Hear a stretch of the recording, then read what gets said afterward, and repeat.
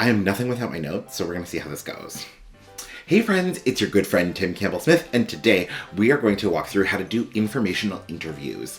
These were an absolute game changer when I went into digital marketing, and then, I've advised students to do this as well, and they've done it to huge success, and now I did it when I was trying to figure out my career. So I want to teach you kind of this career tip, how to really navigate a career, but also set yourself up for success in the future, and I'll explain how in a little bit, and that is all with informational interviews. Before we go too far, make sure you like and subscribe for all things career, education, photography, art, and mental health. Okay, so an informational interview is an interview where you interview someone in a career that you want, that you're hoping for, and you get to really know the career and what it's like. A good informational interview is something provides you information that you can't get from Google. And that's how you know you did it well, you had a good interview, if you learned things that you can't easily search online. The process is relatively simple. So you start by identifying potential careers and career opportunities. And if you want help with that, look at some of the past videos that I've done where I've talked about how to even figure out what kind of career to go into next. But you start by identifying potential careers. Once you've done that, you then go find people who are working in those careers. Now, to find those people, you might look on LinkedIn, social media in general. You might ask for referrals from friends or friends who know friends, people who work at different places. You might also ask in online groups. Ideally, you want to find a bunch of different people so you can have multiple voices and multiple perspectives, not just one, and who do that career but in different ways. So like when I was talking to social workers, I talked to social workers who work in higher ed, who do clinical practice, who work in hospitals.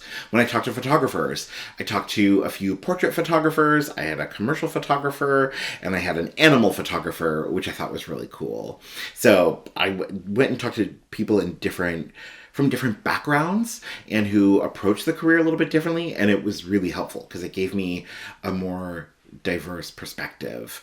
You know, some people in the informational interviews would say one thing, and then someone else would refute it and say, maybe that's not always true, and here's why. So it was cool to get different perspectives. So that's why we want different people from different backgrounds within that career. You find some people to talk to, then you set up a time. You basically ask them a bunch of questions, and you use that information and reflect on it. So what are some of the questions that you can ask? This was actually my journal as I was trying to figure out like the career and what to do and what it could all look like. And here were the questions I asked. So right out of the gate, some of the guiding questions I asked, and we'll talk more about why we chose these questions in a bit, but what's the best part of your job? What's the worst part of your job? What did no one prepare you for in your career? What do you wish you had known before starting? What do you see causes people to be really successful? And what do you see causes people to burn out or leave the profession? And I like to end by asking, is there anything else I should know? You might want to ask as well if there was anything in their career that surprised them, or you may also want to ask about career progression. How hard is it to grow in the career, maybe to make more money or to advance and to get other opportunities? I also thought it was fun to ask, like, what's the best part of your job? What's the worst part of your job? Those were really interesting and revealing questions. And that's it. When it comes to your questions, I would say you kind of want to tailor it to how long your interview is going to be, which more on that in a second.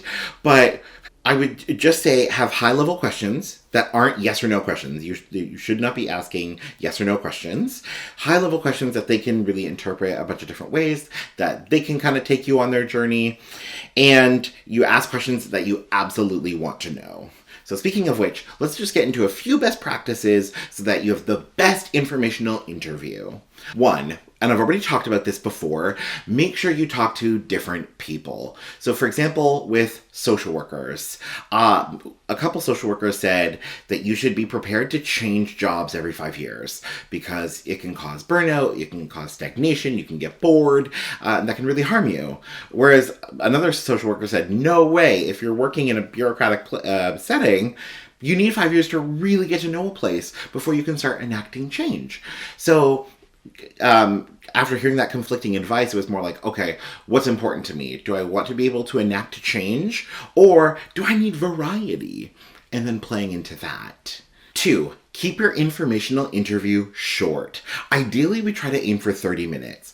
I was originally taught 60 minutes, and I did ask people for an hour, but then when I started telling other students and friends and colleagues and professionals that, they thought an hour was a little too long. So maybe aim for 30 minutes. With your high-level questions, one of the best things that you can do in your informational interview, and this is tip number 3, is follow the conversation. Let it go where it needs to go. And that's why I recommend you have a balance of your burning questions that you absolutely need answered and high-level questions. I knew in my interviews, the actual biggest question I wanted answered from every single person I talked to, I wanted to know what surprised them the most, what shocked them. So I knew no matter where the conversation went, whatever happened in that informational interview, I needed that question answered.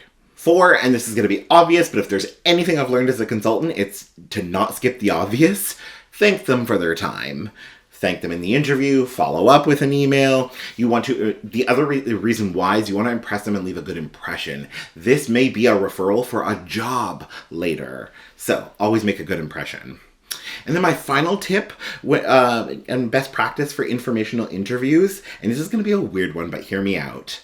Don't absorb all the information, and remember that not all the advice is for you. Some advice may not land well for you, it may not apply to you. Now don't argue with the person, but also remember that you don't have to accept everything that you are told. For example, when I went into digital marketing, everyone told me that the highest goal I could aspire to would be running an agency, coordinating other people who do work for clients.